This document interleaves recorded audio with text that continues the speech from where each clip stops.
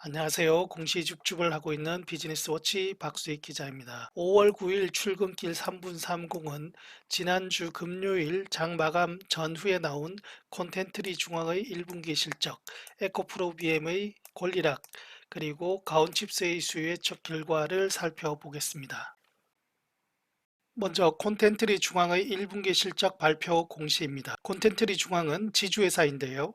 중간 지주회사 역할을 하고 있습니다. 자회사로 스튜디오 룰루랄라 중앙 줄여서 SLL이라고 하는 곳이 있고 메가박스를 운영하는 메가박스 중앙이 있습니다. 그래서 콘텐트리 중앙은 SLL이 하고 있는 콘텐트 제작 및 판매와 관련한 수입이 있고 메가박스가 운영하는 영화관 사업이 있습니다. 1분기 연결 기준 매출액이 전분기보다 38% 감소한 1355억 원을 기록했고요. 영업이익은 무려 1066% 감소한 318억 원 적자를 기록했습니다. 전년 동기와 전분기에도 적자를 계속 기록했는데 이어진 것이죠.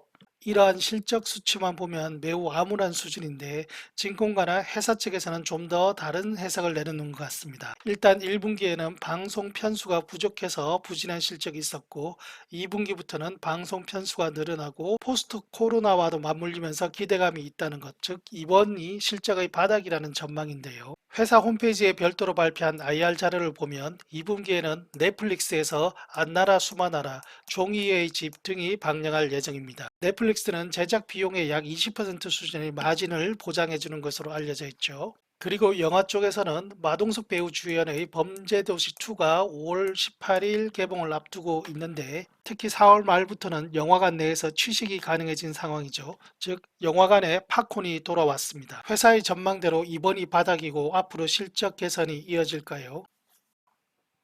두 번째는 에코프로비엠이 지난 4월 초 주주배정 유상증자를 결정했었죠. 주주배정 유상증자에서 누구를 주주로 인정해 줄까 하는 기준점인 신주배정 기준일이 있는데 그게 바로 내일 5월 10일입니다. 5월 10일 이 날짜에 주식을 보유하고 있어야 신주 인수권이 주어집니다. 그런데 우리나라 주식 결제 시스템은 주식 매수 버튼을 눌러서 거래가 체결된 날, 즉 매매일로부터 2거래일 뒤에 실제 결제가 완료되죠. 반대로 생각하면 신주 배정 기준일 2거래일 전에 매수 버튼을 눌러서 거래를 체결해야 합니다. 실제로 신주 인수권을 받을 수 있는 날은 신주 배정 기준일 이틀 전 거래일인 6일입니다. 그래서 6일까지 주식을 가지고 있어야 신주를 받을 권리가 있고 바로 다음 영업일인 9일은 신주를 받을 권리가 떨어졌다고 해서 권리락이라고 합니다.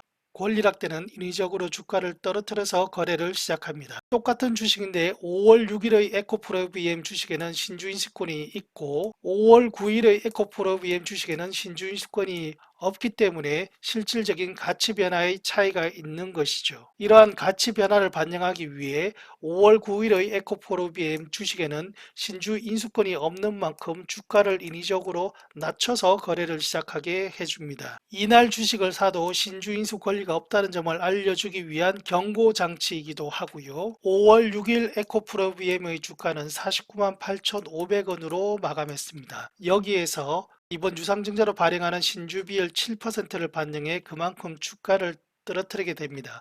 그래서 5월 9일 에코프로의 BM의 주가는 49만 8,500원이 아닌 49만 1,300원을 기준주가로 시작합니다. 정확한 기준주가 산출 공식은 이 내용을 참고해 주시고요. 실질적인 신주 배정 기준일은 9일이 아닌 6일이었기에 지금 주식을 사더라도 신주 인수권은 없습니다. 그래도 유상증자에 참여하고 싶다. 그러면 5월 30일부터 6월 7일까지 시장에서 신주 인수권을 살 수 있습니다. 그런데 이걸 파는 사람은 누구일까요? 5월 6일까지 주식을 보유한 주주 가운데 유상증자에 참여하고 싶지 않은 사람들이 이 날짜에 파는 것입니다. 에코프로비엠 유상증자의 최종 발행 가격은 6월 14일이고 주주 청약일은 6월 16일부터 이틀간입니다. 이 즈음에 다시 한번 살펴보겠습니다.